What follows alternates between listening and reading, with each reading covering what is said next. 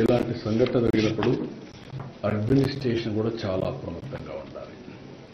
ఇంకా monitoring mechanisms కూడా పర్ఫెక్ట్గా ఉండాలి. నాకు అందులో కొన్ని లూప్ హోల్స్ కానీ లీకేజెస్ కానీ కనపడుస్తున్నాయి.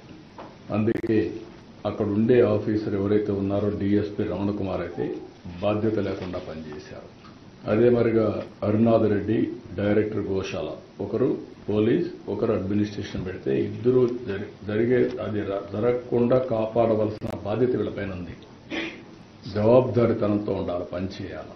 ఇద్దరు పనిచేయలేదు, ఇద్దరిని సస్పెండ్ చేస్తున్నాం. ఎవరైతే ఆఫీసర్స్గా ఉండి ఎస్పీ సుబ్బరాయుడు గారు కానీ, జేఈఓ గౌతమి కానీ, సివిఎస్ఓ శ్రీధర్ ముగ్గురిని తక్షణమే ట్రాన్స్ఫర్ చేస్తున్నాం. మనమంతా బాధ్యతతో ప్రవర్తించవలసిన వ్యక్తులు. మన వల్ల ఇలాంటి జరిగినప్పుడు వీళ్ళు కూడా బాధ్యత తీసుకోవాల్సిన అవసరం ఉంది. అది కూడా వాళ్ళకి చేస్తాం. ఇది అయిన తర్వాత ఒక జ్యుడిషియల్ ఎంక్వైరీ కూడా ఇస్తున్నాం. వాస్తవాలన్నీ అధ్యయనం చేసి నాకు గవర్నమెంట్కి రిపోర్ట్ ఇస్తారు. ఇలాంటివి ఎక్కడా జరగడానికి వీలు లేదు. గవర్నమెంట్ చాలా స్పష్టంగా ఉన్నాం. జరిగిన దానికి చాలా బాధపడుతున్నాం. ఇది కాకుండా ఇటు చైర్మన్ కానీ, ఇంకొక పక్క ఎగ్జిక్యూటివ్ ఆఫీసర్ కానీ, మేనేజ్మెంట్ అండ్ ఆల్సో ఎగ్జిక్యూటివ్స్ ఇంకా సమన్వయంతో పనిచేయాల్సిన అవసరం ఉంది. ఎక్కడ కూడా బోర్డు మెంబర్స్ కూడా ఇక్కడ ఉన్నారు. మీ అందరి మీద ఎక్స్పెక్టేషన్స్ ఉన్నాయి.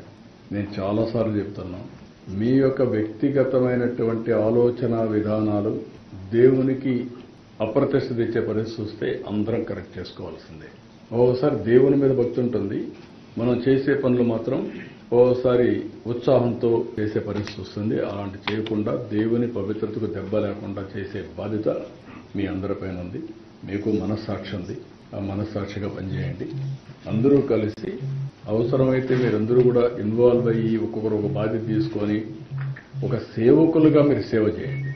పెత్తందారులుగా మీరు వచ్చి దేవుని దగ్గర చేస్తే మాత్రం చాలా చెడ్డ పేరు వస్తుంది. ఈ విషయాన్ని కూడా గుర్తుపెట్టుకోవాల్సిన అవసరం ఉంది. ఇవన్నీ నేను ఈరోజు చూసిన తర్వాత దీని మీద చాలా స్పష్టంగా మరొక్కసారి ఇక్కడుండే అందరికీ విజ్ఞప్తి చేస్తూ ఈ పవిత్రతను కాపాడుతామని భారతదేశంలోని ప్రజలందరికీ విజ్ఞప్తి చేస్తూ, రాష్ట్ర ప్రజానికానికి విజ్ఞప్తి చేస్తూ